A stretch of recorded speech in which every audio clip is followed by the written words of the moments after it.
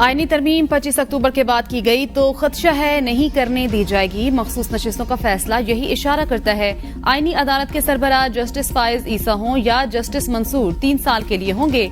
Chairman Peoples Party Bilawal Bhutto कहते हैं, मैं आईनी तरमीम के मामले को लीड करता तो पीटीआई को भी साथ रखता। मौलाना फजलुर रहमान की ख्वाहिश है पीटीआई को साथ रखा जाए। हुकूमत ने हमसे पहले तरमीम का आइडिया अदलिया से शेयर कर दिया, शायद इसीलिए इस बार आईनी तरमीम का मामला खुफिया रखा गया। 90 की दहाई में हम वकील करते थे, नून लीग जज करती थी। नायब वजीर आजम इसहाक डार और इरफान सिद्दीकी की मौलाना फजलुर रहमान से मुलाकात। इरफान सिद्दीकी कहते हैं, तरमीम का चीफ जस्टिस या जस्टिस मंसूर अली शाह से कोई ताल्लुक नहीं। 2 हफ्ते में आईनी तरमीम के मामलात वाज़े हो जाएंगे। मौलाना फजलुर रहमान को इलेक्शन पर तहफ़्फ़ुज़ात हैं। मौलाना फजलुर रहमान पार्लियामेंट का हिस्सा हैं, वो इजहार ख्याल कर सकते हैं। मौलाना चाहते हैं आईनी तरमीम में कोई चीज आइन से मुतसादिम ना हो। तरमीम उसी वक्त होंगी जब स्टेक होल्डर्स अक्सरियत बना लेंगे। आईनी तरमीम के लिए वक्त की कोई कैद नहीं।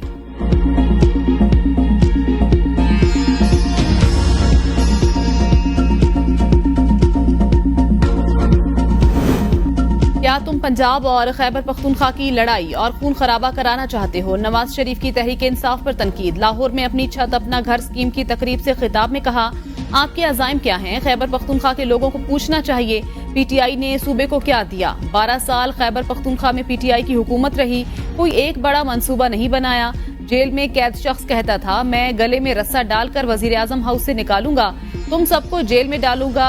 आज सीखो और माफी मांगो, जैसा करोगे वैसा भरोगे। कहाँ गए 1 अरब दरख्त? 1 करोड़ नौकरियां देने वाले कहाँ हैं? भेड़ बकरियों की तरह पीछे चलने वाले जेल में बैठे शख्स से पूछें खैबर पख्तूनख्वा के लिए क्या किया है। इनकी कारकर्दगी सिफर, मारधाड़ नंबर 1। 25 करोड़ आवाम के वजीर आजम को घर भेज दिया गया, कोई पूछने वाला नहीं। आवाम को भी कसूरवार समझता हूँ। कभी आपने इन लोगों से पूछा, हमारी हुकूमत ना गिराई जाती तो आज पाकिस्तान खुशहाल होता। पंजाब में आग लगाने की इजाजत नहीं देंगे। क्या पंजाब पुलिस के जवानों की जानें मुफ्त में आई हैं? पंजाब में इनकी एहतजाज कॉल पर कोई नहीं निकला। खैबर पख्तूनख्वा से लोग लाए गए। वजीर आला पंजाब मरियम नवाज का लाहौर में अपनी छत अपना घर स्कीम के चेक तकसीम करने की तकरीब से खिताब। कहा, मुखालिफिन का पूरा फोकस गालम गलोच पर है। अडियाला जेल में मौजूद शख्स को आवाम का कोई एहसास नहीं, किसी को गाली नहीं देना चाहती, मेरी ऐसी तरबियत नहीं। इनका एक ही मकसद है कि पाकिस्तान को आगे नहीं चलने देना। अब भी कुछ लोग इंतशार फैलाने में मसरूफ हैं। हम काम कर रहे हैं मगर वो जिम्मेदारियों पर तवज्जो के बजाय गालियां दे रहे हैं। सूबे पर तवज्जो के बजाय जलाओ घिराओ और मर जाओ मार दो की बात कर रहे हैं। कभी सुना अडियाला में बैठे शख्स ने खैबर पख्तूनख्वा हुकूमत को कहा हो सूबे में दवाएं मुफ्ती जाएं, लोगों को सेहत कार्ड दें जो अडियाला जेल में बंद है? क्या उसने कभी अपने वजीर आला से सूबे का पूछा?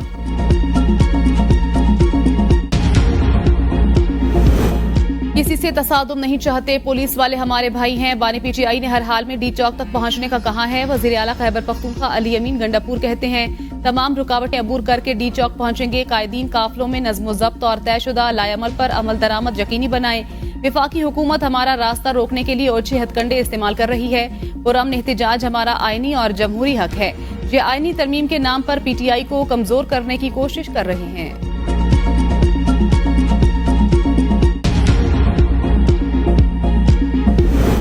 सुप्रीम कोर्ट में आर्टिकल 63 है, नजरसानी अपीलों पर समाअत। चीफ जस्टिस ने कहा, अली जफर साहब आप जजेस का इंतखाब खुद नहीं कर सकते। ऐसा तर्ज अमल तबाहकुन बेंच की तश्कील पर अली जफर का एतराज मुस्तरद। चीफ जस्टिस ने कहा, क्या माजी में यहाँ सीनियोरिटी पर बेंच बनते रहे? मैंने बेंच में उन्हीं जजेस को शामिल करने की कोशिश की, किसी को मजबूर नहीं कर सकता। लोगों को यहाँ मर्जी के बेंच की आदत है, वो जमाने चले गए। अब शफाफियत आ चुकी, अब आमरियत ना मुल्क में ना ही इदारों में होगी। जस्टिस जमाल मधुखैल ने रिमार्क्स दिए, अली जफर साहब इज्जत से बड़ी कोई चीज नहीं होती। आपकी जमात कल पार्लियामेंट में मौजूदा ऑर्डिनेंस को खत्म करने का बिल ला सकती है। मैं 63 केस में बेंच का हिस्सा था, क्या अब मैं नजरसानी बेंच में बैठने से इनकार कर सकता हूँ? क्या ऐसा करना हलफ की खिलाफ वर्जी नहीं होगी? आपके इस रवैये से जो थोड़ी बहुत हमदर्दी थी वो भी खत्म हो गई। समाअत कल तक मुलतवी।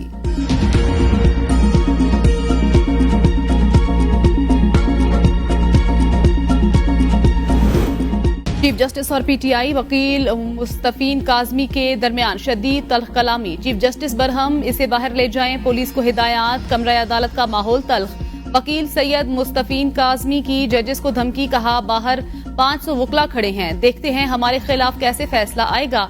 ये सब गैर कानूनी बेंच है। सैयद मुस्तफीन का बेंच में शरीक जस्टिस नईम अख्तर अफगान और जस्टिस मजहर आलम मियां खैल पर भी एतराज।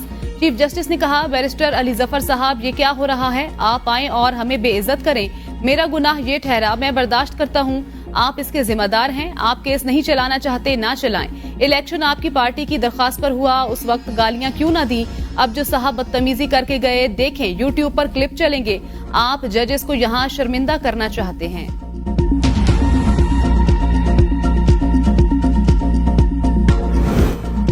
सुप्रीम कोर्ट के हुक्म पर बैरिस्टर अली जफर की अडयाला जेल में बानी पीटीआई से मुलाकात में बानी पीटीआई से आर्टिकल 63 नजरसानी केस पर मुशावरत। चीफ जस्टिस ने अली जफर को बानी पीटीआई से मुलाकात की इजाजत दी। चीफ जस्टिस ने रिमार्क्स में कहा, आपने मुशावरत करनी थी तो कल बताते, अदालत कोई हुक्म जारी कर देती। माजी में वीडियो लिंक पर बानी पीटीआई को बुलाया था, वकला की मुलाकात भी करवाई थी। अली जफर ने कहा, मुझे यकीन था आप बानी पीटीआई से मुलाकात की दरखास्त को मंजूर नहीं करेंगे।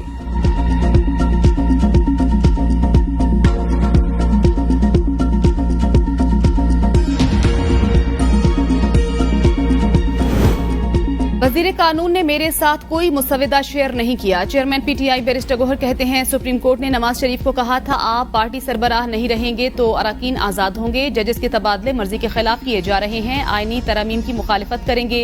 इलेक्शन कमीशन ने हमें दीवार से लगा दिया, हमने हिदायत के मुताबिक इंतखाबात करवाए। रिकॉर्ड डिजिटल फॉर्म में हमारे पास मौजूद। FIA से रिकॉर्ड मिल गया तो 22 अक्टूबर को ये केस मंतकी अंजाम को पहुंच जाएगा। 4 अक्टूबर को हर सूरत डी चौक में एहतजाज होगा। हमने मुकम्मल तैयारियां कर रखी हैं। कुछ लोग कोशिश कर रहे हैं मैं चेयरमैन पीटीआई ना रहूं।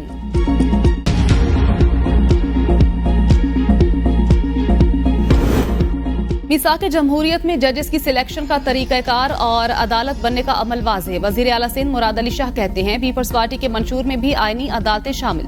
जुडिशल रिफॉर्म्स की बात चल रही है और बिलावल भुट्टो आईनी अदालत की बात कर रहे हैं। कहा जा रहा है अदालतें किसी एक शख्स के लिए बनाई जा रही हैं। पीटीआई दौर में मईशत के साथ खेल खेला गया, मुल्क को संभालने में हमें 2 साल लगे।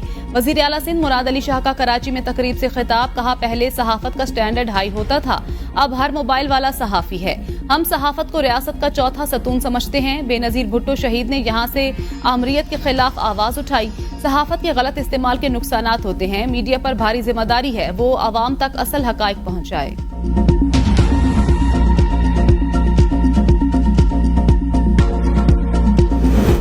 आईनी तरमीम लाने से पहले सुप्रीम कोर्ट के फैसले का इंतजार। तरमीम इसी हफ्ते या अगले हफ्ते के शुरू में लाए जाने का इम्कान। नवाज शरीफ ने लंदन जाने का प्रोग्राम मौखर कर दिया।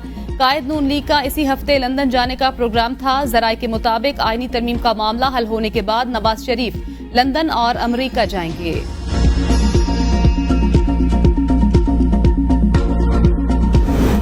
पाकिस्तान में सियासत की कुंजी आज भी बानी पीटीआई के हाथ में है। मौजूदा सियासी अदम इस्तेहकाम पीटीआई के इंतखाबी मैंडेट को तस्लीम न करने का नतीजा। परवेज इलाही की मीडिया से गुफ्तगू। कहा, हर सच्चे पाकिस्तानी की तरह मैं और मेरी फैमिली मजबूती से बानी पीटीआई के साथ खड़े हैं। बानी पीटीआई अवाम के दिलों में बसते हैं, अवाम खुद ही अपने हीरो के लिए बाहर निकलती है। कारकुनों पर जितने मर्जी झूठे पर्चे करा लें, जुल्म के बादल छटने वाले।